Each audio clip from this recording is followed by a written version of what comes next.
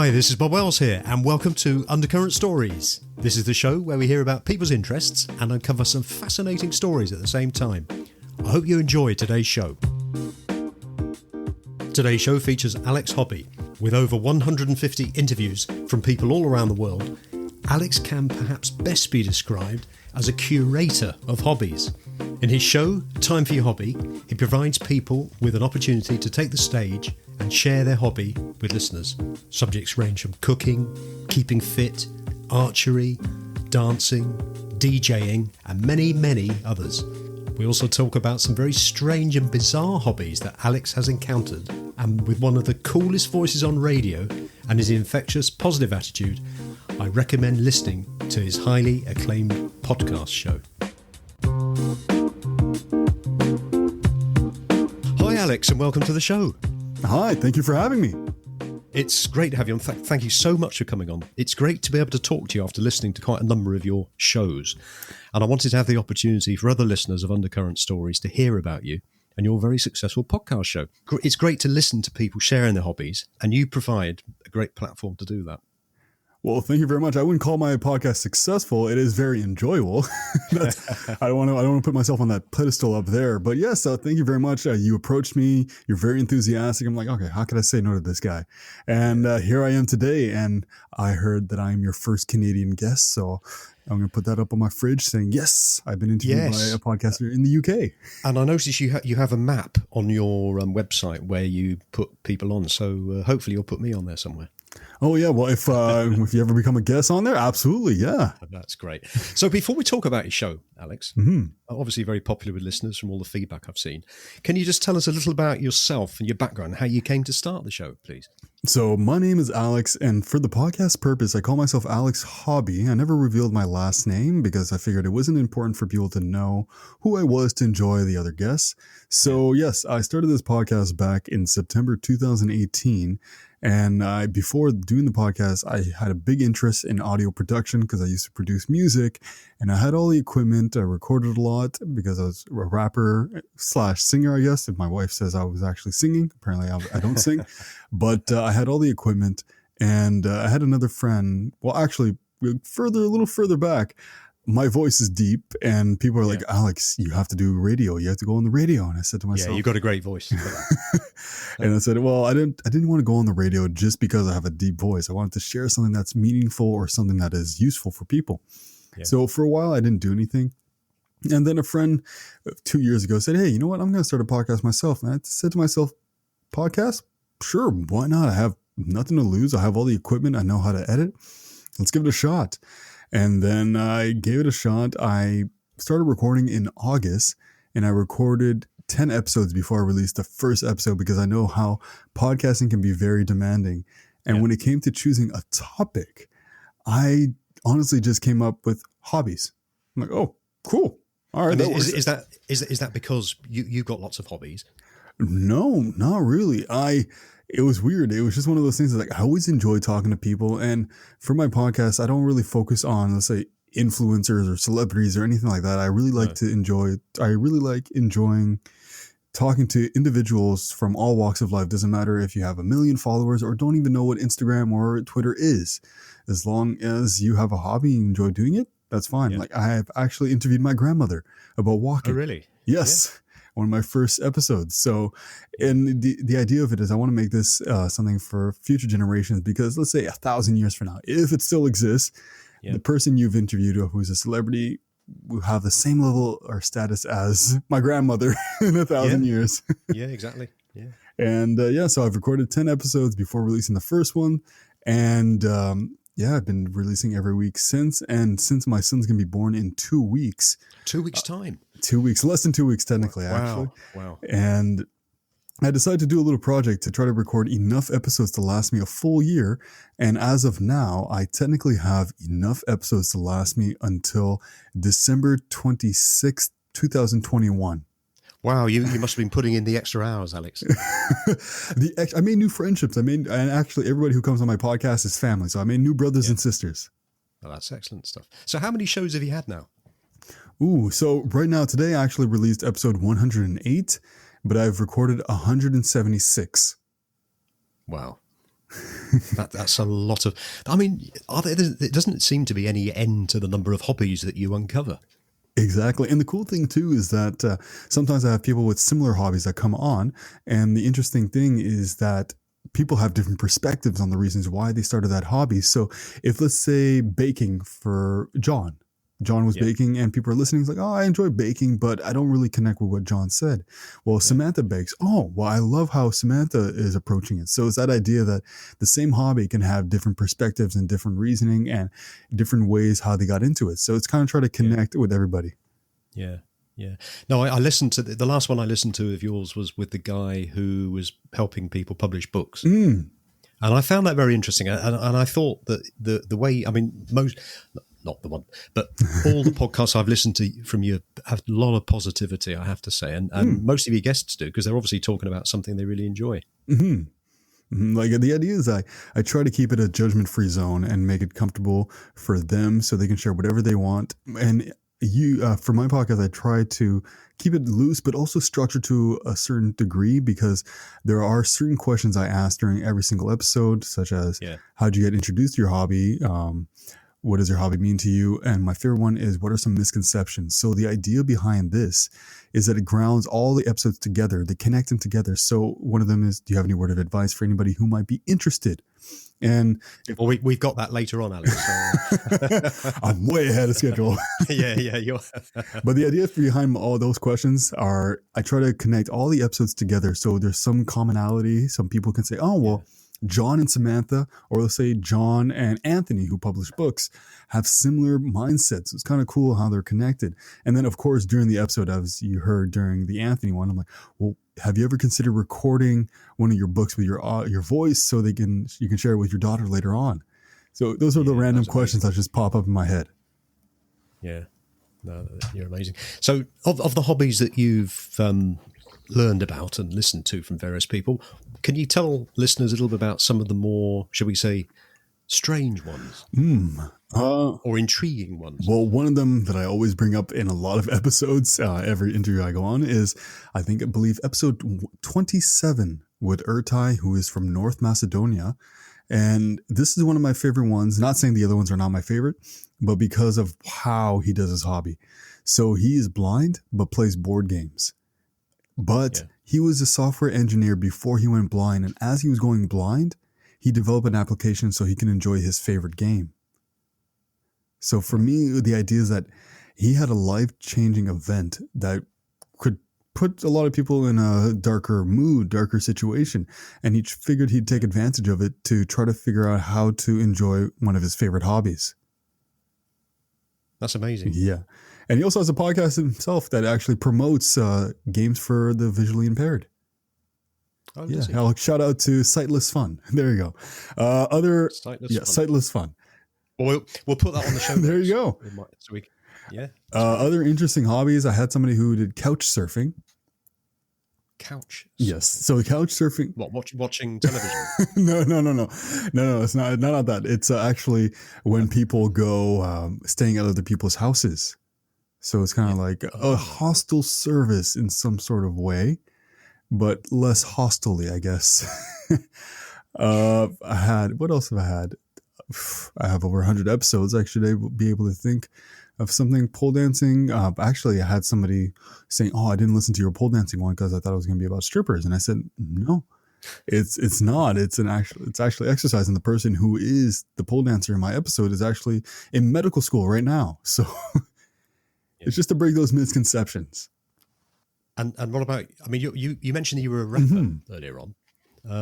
Was that in the Ottawa area? Did you do a lot of live gigs? Oh no, I did not do. I did maybe 2 or 3, but I really just enjoyed the actual production aspects. So I did write a lot. I started off by being a rapper, by writing lyrics and stuff like that, which was very enjoyable. And then when my friend, who was a producer, started doing the instrumentals for my lyrics, I said, "Wow, these are cool. I love the instrumentals, but I have these sounds in my head that I would love to give a try." So for myself, I decided to just give it a try. And back then it was very, very elementary. It's just do, do, do, do, boom, boom, cap. So that's how for everybody pretty much. And then the more I did it, the more I enjoyed it. And it really taught me how to edit audio a lot better. And I use those same skills in my podcasting. which is a very useful talent to have, isn't it? The other thing I meant to mention, in my podcast, we tend to focus quite a lot on history because it's one of my favourite subjects. So we do quite a bit of history. And I was thinking, on hobbies, you must have spoken to people, I guess, or how much do you know about what went on historically with hobbies? What would people have done in the past, do you think, for their hobbies? That is a very good question. I actually never took the time to learn the history of hobbies.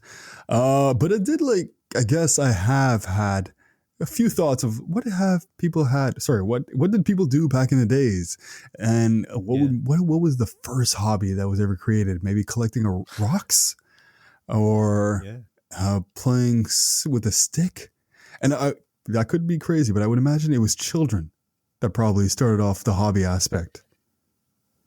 I think you're probably right, because when you think about it, a lot of people's time was spent surviving, wasn't it? Whereas now, I guess, we have more free time, or do we? I don't know. It's an interesting one. The pandemic actually allowed a lot more free time for people. Yeah, every other person I speak to is writing a book. Ooh. Is that something you thought about doing at all? Ooh, writing a book? Not as of now, but maybe later on. So technically I am dyslexic, and writing a book is one of my greatest fears. As I was a rapper, I did force myself to write a lot more, which was really fun, and it actually helped with my learning disability. And maybe later on I'll do a book. Why not? I'll do a book of all the hobbies. The first book will be the first episode. The second book will be the second episode. Just over 100 books.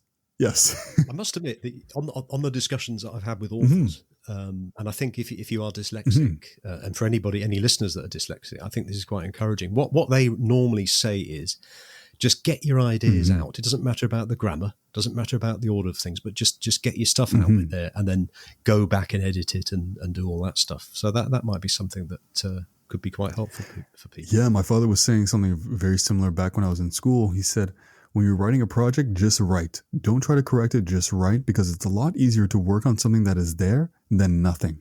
Yeah. And the other question I wanted to ask was, what's the biggest buzz you get from the show?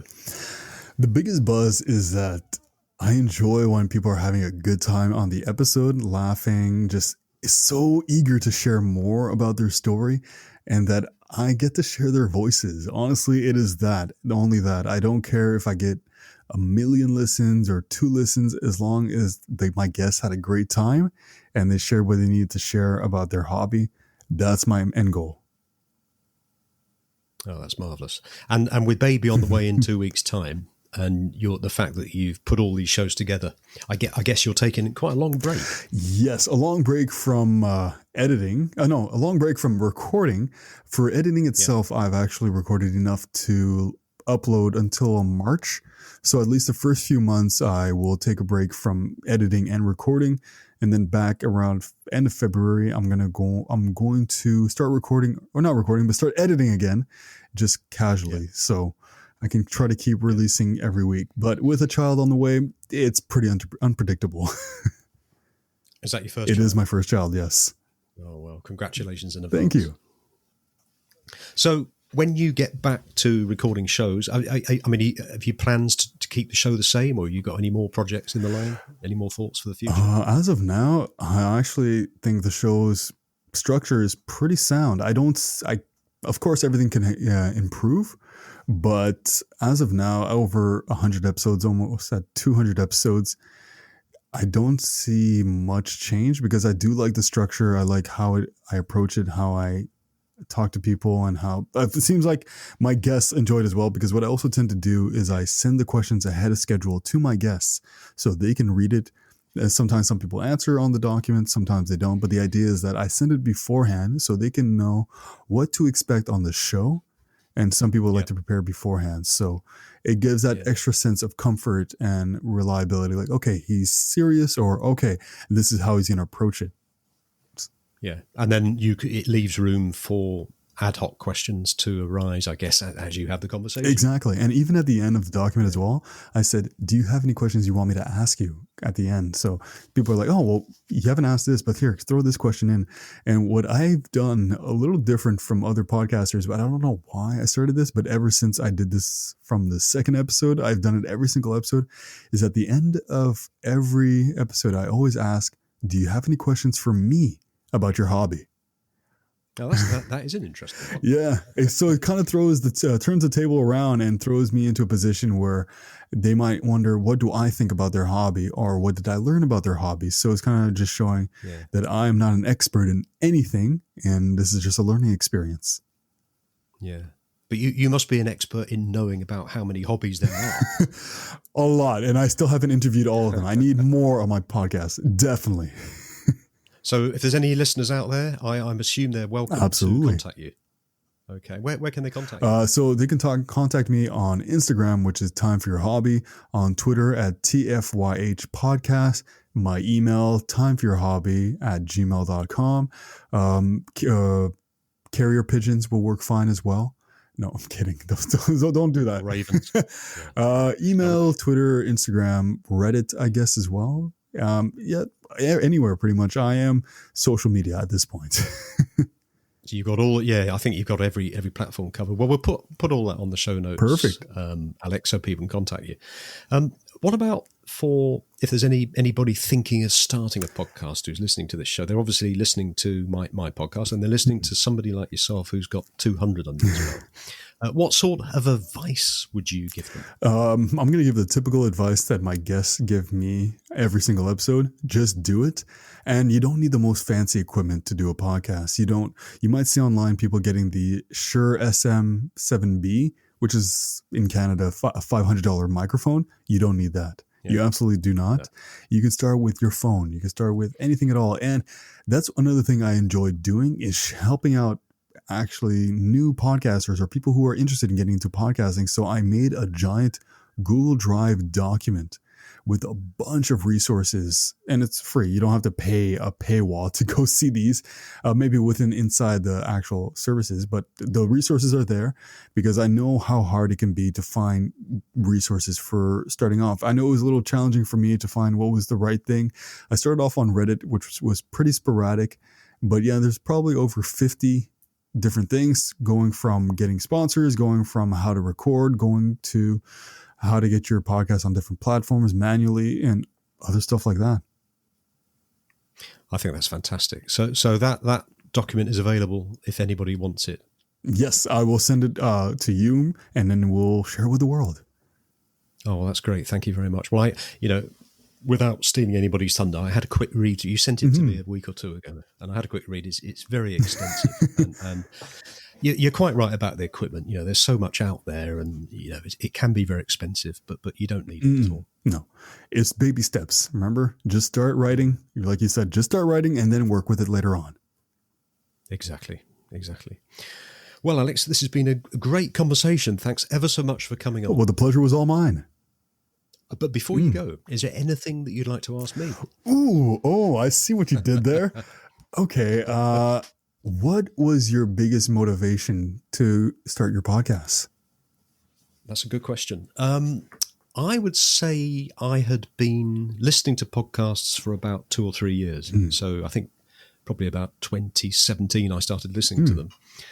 And I thought, I would quite like the idea of doing one, because I'm always very interested in people and what they do. And you look at somebody, you don't necessarily know, you might see them do a particular job. You think, well, what do you do in your spare time?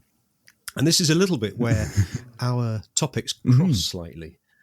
So, you'll find out from somebody that they are very interested in history, shall we say. And then you understand they know a lot about history. And it sort of built up from that. And it's those sorts of things I think are of interest to people who don't necessarily know an awful lot about something. So I thought, well, let's get those ordinary, when I say ordinary, I mean not necessarily professional people, although some of my guests have been, get those people talking, sharing to the world so that other people can learn. And I think that's what got me into it. That's awesome. And speaking about history, it sounds like you really do enjoy it. I actually have an episode coming up, which is episode 118, which is all about learning about history. And then the one after that is medieval recreation. Well, that really is good. And I should certainly, when they come out, I should share them on my platform as well, because like I say, I have a lot of history buff. Oh, that's great stuff. So once again, thanks ever so much for coming on the show. And we'll put all your stuff on the show notes. Thanks ever so much. Perfect. Well, thank you very much for having me on again. It's been a pleasure. Take care. You have been listening to Undercurrent Stories. I hope you've enjoyed this episode. Please feel free to share the show link to your friends and family, and if you have 60 seconds, I will be most grateful if you would please rate and review. To hear more episodes, please subscribe to the show and visit undercurrentstories.com. If you leave your email in the link, we will notify you as soon as new episodes are released. Also, check out our social media links, details of which can be found on the show notes. Until next time, this is Bob Wells wishing you all the very best.